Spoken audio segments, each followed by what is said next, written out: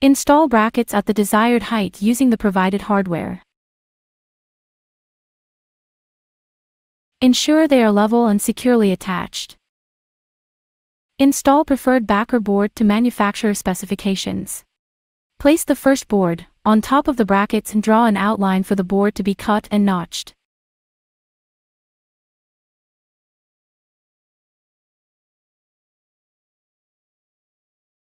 With the removal of the first board from the brackets, apply a bead of adhesive to the brackets. Using the outline previously traced, notch out a 1-inch deep segment of foam from the first board, and fit the brackets into the notches.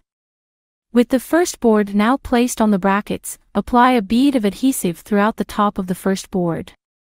Attach the second board to the first board, apply a layer of thin set and wrap the exposed sides and brackets with the provided tape. Apply thin set, and your choice of finished product. The original floating shower bench kit. An original Granite Bracket product.